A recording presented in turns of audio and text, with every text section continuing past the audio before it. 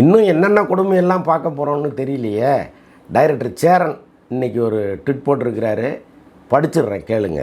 சந்தித்த முதல் தேர்தலிலேயே மக்களிடம் பெரும் ஆதரவை பெற்று 108 தொகுதிகளில் வென்றிருக்கும் திரு விஜய் அவர்களை திரையுலகை சார்ந்தவன் என்ற முறையில் மனமுவந்து வாழ்த்துகிறேன். உங்கள் வெற்றியில் எனது மகிழ்ச்சி என்பதே தமிழ்நாட்டில் வீசும் சுதந்திர காற்றுதான். எந்த கட்சிகளின் பிடியில் சிக்கி இத்தனை வருடம் தவித்தோமோ அந்த பிடியிலிருந்து விலக்கி என்னையும் மக்களையும் இளைப்பாற வைத்ததற்கு நன்றி. அதுவே எங்கள் நோக்கமாக இருந்தது என்பதே உண்மை. மக்களின் விருப்பத்தை நிறைவேற்றி வருங்கால தலைமுறைக்கான அவசியங்களை உங்கள் ஆட்சி உருவாக்கி தரும் என நம்புகிறேன்.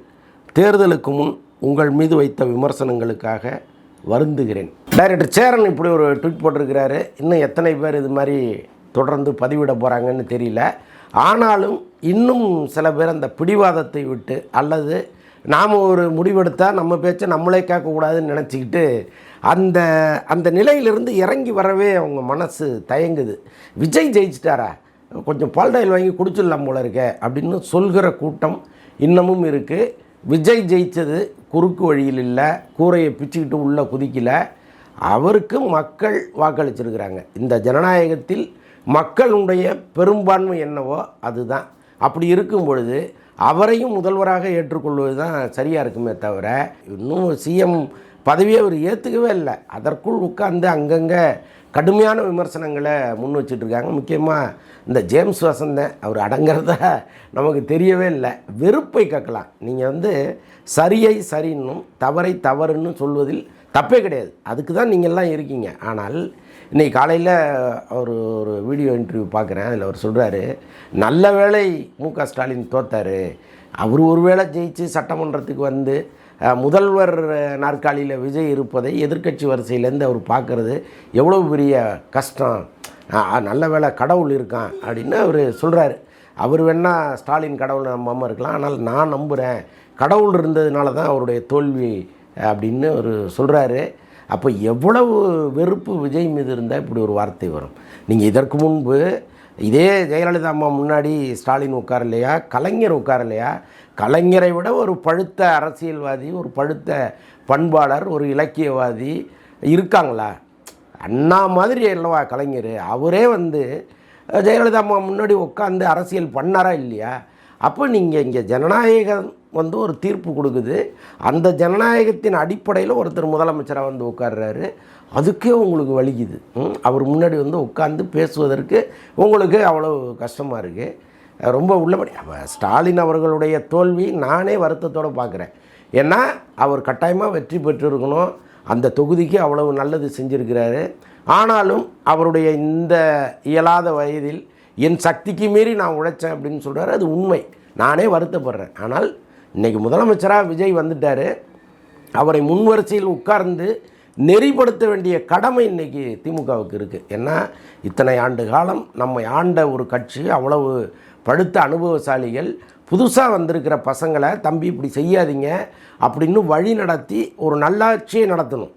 அதற்கு என்னெல்லாம் நீங்கள் இடிங்க, நல்லா திட்டுங்க, அவங்கள இந்த விஷயத்தில் நீ தப்பு பண்ணியிருக்கப்பா, உன்னை நான் விடவே மாட்டேன் அப்படின்னு சட்டையை பிடிங்க.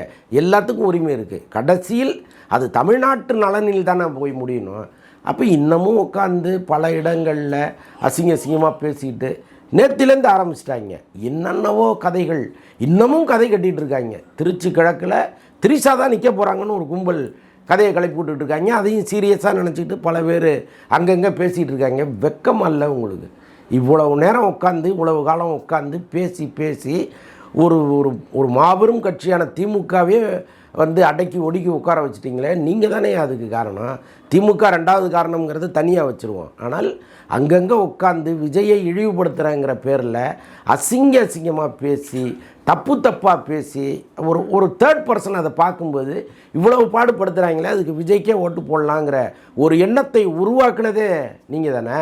விஜய் ஒரு ட்வீட் போட்டிருக்கிறாரு, படிக்கிறேன் உங்களுக்கு தான். இப்போ டிவியில் உட்காந்து அடின்னு அடிச்சிங்கல்ல விஜயை, ஆதாரம் இல்லாமல் அடிச்சிங்கல்ல, அவங்களுக்கு தான் அந்த ட்வீட்டை போட்டிருக்கிறாரு, படிங்க.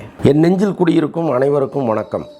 கட்சி ஆரம்பித்ததிலிருந்தே நம்மை ஏளனமாக பார்த்தவர்களும் பேசியவர்களுமே அதிகம்.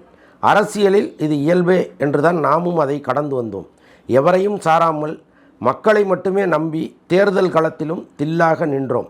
நடுநிலை என்ற பெயரிலும் விமர்சனம் என்ற பெயரிலும் முகமூடி அணிந்த அவமானங்களும் அவதூறுகளுமே நமக்கு பரிசளிக்கப்பட்டன.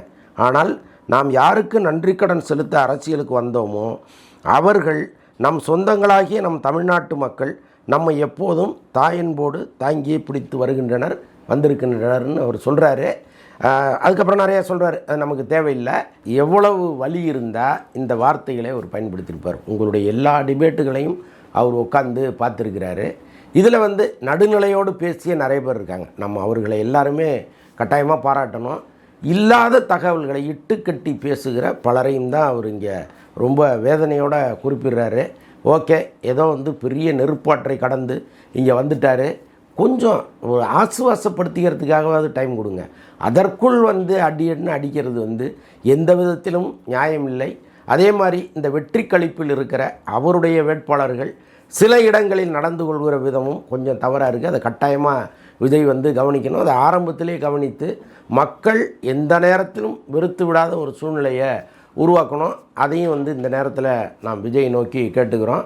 ஒரு நல்லாட்சியை அவர் தருவார் அப்படிங்கிற நம்பிக்கை ஒரு பக்கம் இருந்தால் கூட அந்த நல்லாட்சியை அமைப்பதற்கு அவருக்கு தேவையான எண்ணிக்கை வருமா அப்படிங்கிறது ஒரு பெரிய கேள்வியாக இருக்குது. இப்போ நாளைக்கு பதவியேற்பு விழா தொடர்ந்து இங்கே பேசிகிட்டே இருக்கார். காங்கிரஸ் ஆதரவு அளிக்கிறதா முடிவு பண்ணிட்டாங்க. விடுதலை சிறுத்தைகள் அப்புறம் இடதுசாரிகள் இவங்களெல்லாம் சேர்த்தா ஒரு 6 வந்துடுது. இவங்க 2 அவங்க 6 வந்துடுது. ஏற்கனவே காங்கிரஸுக்கு ஒரு 5 இருக்குது, 11. இதை நீங்கள் முயற்சி பண்ணுங்க அப்படிங்கிறது தான் அவங்க சொல்கிற விஷயமா இருக்குது. பட் இது எந்த அளவுக்கு சாத்தியப்படும் அப்படிங்கிறதுலாம் நிறைய கேள்விகள் இருக்குது. ஏன்னா இவங்க வைக்கிற நிபந்தனைகள் என்னவாக இருக்கும்? இந்த 5 வருடமும் இவர்கள் சண்டை போடாமல் நம்மளை கூட்டு போயிடுவாங்களா, இல்லை நடுவே நான் வாபஸ் வாங்கிப்பேன்னு சொல்லி மிரட்டல் விடுகிற சூழ்நிலை ஏற்படுமா? இது எதுவுமே தெரியல. பட் இருந்தாலும் முதல்ல வர்ற காங்கிரஸை ரத்தன கம்பளம் போட்டு வரவேற்பது தான் சரியாக இருக்கும். இது இல்லாமல் விஜய் அதிமுகவிடம் பேசியதாவெல்லாம் தகவல் இருக்குது. அதாவது துண்டு துண்டாக பலரோடு கடந்து போராடுறதுக்கு ஒரு கட்சியோடு போராடிடலாம் அப்படின்னு அவர் நினைக்கிறார் போல இருக்குது. இப்போ அதிமுக ஆதரவு கொடுக்குற பட்சத்தில் கட்டாயமாக பிஜேபி மூக்கை நுழைக்கும். அது விஜய் இமேஜுக்கு சரியாக வருமா? ஏன்னா ஏற்கனவே இங்கே ஓட்டு சீட்டை மாற்றிட்டாங்க, எல்லாமே பிஜேபி விஜயை ஜெயிக்க வச்சிருச்சு அப்படின்லாம் சொல்லிகிட்டு இருக்காங்க. அதுக்கு அவசியமே இல்லை. அப்படி ஒரு வாய்ப்பு இருந்ததுன்னா மேற்கு வங்காளத்தில் இப்படி கடந்து அவங்க போராட வேண்டியது இல்லை. அவங்க போட்டியிடுகிற எல்லா மாநிலங்கள்லேயும் அவங்களே ஜெயிச்சுட்டு உட்காந்துடலாம். அல்லது இப்போ அவங்க கூட்டணி வச்சுருக்கிற அதிமுகவை சூப்பராக ஜெயிக்க வச்சு ஒரு கூட்டு மந்திரி சபையோடு ஜாலியாக உட்காந்துருக்கலாமே. அவங்கே விஜயை கொண்டு வரணும். ஸோ இந்த அடிப்படை அறிவு இல்லாமல் பல பேர் இங்கே உட்காந்து இது மாற்றிட்டாங்க அப்படின்லாம் சொல்கிறாங்க. அப்போ திமுக ஜெயிக்கும் போது இதை சொல்ல வேண்டியது தானே? திமுகவோ அதிமுகவோ இங்கே ஜெயிக்கும் போது சொல்ல வேண்டியது தானே மிஷினை மாற்றிட்டாங்கன்னு. அப்போ மட்டும் ஏன் மிஷினை மாற்றாமல் நேர்மையான வெற்றியாக இருக்குது? அதனால் வெற்றி பெறும்போதும் ஒன்று சொல்கிறதும் தோல்வி அடையும் போது அதை சமாளிப்பதற்காக இன்னொன்று சொல்வதும் ரொம்ப அசிங்கமாக அவமானமாக இருக்குது. அதுக்கப்புறம் பாண்டிச்சேரியில் ஏன் ஜெயிக்கலன்னு கேட்குறாங்க. பாண்டிச்சேரியில் அவர் கான்சன்ட்ரேட் பண்ணவே இல்லை. பாண்டிச்சேரிக்காரரான புஷி ஆனந்தே தூக்கிட்டு இங்கே நிறுத்துகிறாங்க. அப்போ பாண்டிச்சேரியை அவர் லெஃப்ட் ஹேண்டில் தான் டீல் பண்ணியிருக்காரு. அதற்கு காரணம் ஒன்று இருக்குது. அங்கே ரங்கசாமி அவருக்கு ரொம்ப நெருக்கமான நட்பில் இருக்கிறாரு. அதாவது அரசியலை தாண்டிய ஒரு நட்பு ரங்கசாமிக்கும் விஜய்க்கும் இருக்குது. இப்போ ரங்கசாமி ஒரு வலுக்கட்டாயத்தின் பேரில் பிஜேபியோட கூட்டணி வச்சுட்டாரு. அப்போ அங்கே அவரை எதிர்த்து நம்ம பெருசாக பிரச்சாரம் பண்ண வேணான்னு அப்படியே நாம்கி வாசாக பிரச்சாரம் பண்ணிட்டு வந்துட்டார். இன்னொன்று இந்த பாண்டிச்சேரி, கடலூர், சிதம்பரம், சீர்காழி, மயிலாடுதுறை வரைக்கும் தாவேக்கா வீக்காக தான் இருக்குது. அங்கே ரொம்ப காலமாக மாவட்ட செயலாளர்களை போடாமலே வச்சுருந்தாங்க. ஸோ அதனால் அங்கே தோற்பதுங்கிறது ரொம்ப இயல்பான ஒரு விஷயம். அதுக்கு ஒரு முடிச்சு போடுறாங்க. பிஜேபி தமிழ்நாட்டை மட்டும்தான் கான்சன்ட்ரேட் பண்ணிச்சு, இங்கே உள்ள மிஷினை தான் திரும்பி விட்டாங்க, அங்கே சும்மா விட்டுட்டாங்க அப்படிலாம் சொல்லிகிட்டு இருக்காங்க. அப்புறம் இதற்கிடையில் இன்னொரு முக்கியமான தகவல் ஒன்று போயிட்டுருக்கு. என்னென்னா ஐஏஎஸ் அதிகாரி சகாயம் அவரை கட்சிக்குள் கொண்டு வர்ற ஒரு பிளானில் விஜய் இருக்கார். இன்னொன்று தன்னுடைய ஆலோசகராக அவரை நியமிக்கிற ஐடியாவிலையும் இருக்கார் அப்படின்னு சொல்கிறாங்க. பட் நாம் விசாரிக்கும் பொழுது அது பெருமளவு உண்மை இல்லை அப்படிங்கிற தகவல் தான் வருது. ஆக்சுவலாக சகாயத்தை பொறுத்தளவுக்கு அவர் மிஸ்டர் கிளீன் தான். ஒரு சின்ன புள்ளி கூட நீங்கள் அவர் மீது வைக்க முடியாது. லஞ்சம் தவிர்த்து நெஞ்சை நிமிர்த்து அப்படிங்கிறது தான் அவருடைய தாரக மந்திரம். வாழ்நாள் முழுக்க லஞ்சத்துக்கு எதிராகவே போராடிய ஒரு அற்புதமான ஐஏஎஸ் ஆஃபீஸர். ஆனால் இன்றைக்கி இருக்கிற சூழ்நிலையில் அப்படிலாம் ஒரு கட்சியை நடத்திட முடியுமா, ஒரு ஆட்சியை நடத்திட முடியுமாங்கிறது $1,000,000 கேள்வி. இவரை போன்றவர்களை பக்கத்தில் வச்சுக்கிட்டிங்கன்னா நீங்கள் ஒரு இன்ச்சு கூட நகர முடியாதுங்கிறது தான் உண்மை. ஸோ அப்படி இருக்கும்போது சகாயம்மை திருச்சி கிழக்கில் நிற்க வச்சு அவரை வெற்றி பெற வைப்பதுங்கிறதெல்லாம் பாசிபிலிட்டிஸ் கிடையாது. இப்போ அங்கே அவர்கள் மனதில் என்ன தோணுது அப்படின்னா, நம் கட்சிக்காக உழைத்த மிக மிக கீழ்நிலையில் இருக்கிற யாரையோ ஒருத்தரை நிற்க வச்சா என்ன அப்படிங்கிறது தான் விஜயினுடைய எண்ணமாக இருக்குதான். ஆக்சுவலாக கூப்பா கிருஷ்ணன் அவர் அதிமுகவிலிருந்து தாவேக்காவுக்கு வந்தவர், முன்னாள் அமைச்சர். அவரை லால்குடி தொகுதியில் நிற்க வச்சாங்க. அங்கே தோல்வி அடைஞ்சிட்டார். அவரை தான் திருச்சி கிழக்கில் நிற்க வைக்க போகிறாங்கன்னு ஒரு தகவல் கசிஞ்சிட்டு இருந்துச்சு. ஆனால் நான் விசாரிக்கும் பொழுது என்ன சொல்கிறாங்கன்னா, அதே திருச்சி கிழக்கை சேர்ந்த தாவேக்கா தொண்டன், ஒரு எளிய தொண்டனை, இப்போ எப்படி ஒரு ஆட்டோ டிரைவரை எம்எல்ஏ வாக்குனாரோ அந்த மாதிரி அங்கே இருக்கிற ஒரு எளிய தொண்டனை திருச்சி கிழக்கில் நிற்க வைத்து அவரை சட்டமன்ற உறுப்பினராக்குறது தான் விஜய் நோக்கமாக இருக்குது அப்படின்னு சொல்கிறாங்க. அப்படி செய்தால் ஒரு பெரிய சல்யூட் அவருக்கு அடிக்கலாம். ஏன்னா பல்லாண்டு காலமாக இங்கே ஒரு 15 கோடி இல்லாமல் ஒருத்தன் எம்எல்ஏ சீட்டு கேட்கவே முடியாதுங்கிற ஒரு நிலைமையை தான் இந்த கட்சிகள் உருவாக்கி வச்சுருந்துச்சு. அது சின்ன கட்சியில் கூட முடிந்த அளவுக்கு கோடிகளை தாண்டி தான் கேட்டுக்கிட்டு இருந்தாங்க. அது எல்லாத்தையும் அடித்து நொறுக்கி, நீ எல்லா இடத்துலையும் நில்லு, நான் பார்த்துக்கிறேன், என் முகம் போதும் அப்படின்னு நிற்க வச்சு ஒரு பெரும் புரட்சியை பண்ணியிருக்கிறார் விஜய்.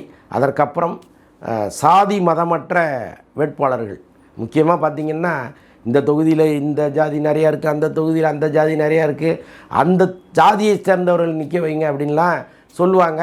அந்த இலக்கணத்தையும் அடித்து உடைச்சிருக்கிறார் விஜய்.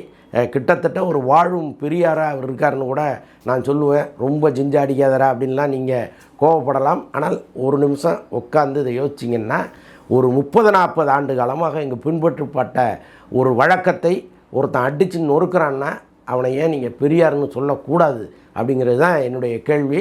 இந்த பண அரசியல், சாதி அரசியல் ரெண்டுத்தையும் ஒரே தேர்தலில் உடைத்து நொறுக்கிய பெருமை விஜய்க்கு இருக்குது. அப்படி இருக்கும் பொழுது அவரை மனதார பாராட்டுவதை விட்டுட்டு மறுபடியும் திண்ணையில் உட்காந்து திட்டி தீர்த்திங்கன்னா உங்களுக்கெல்லாம் நல்ல டேஷே வராது.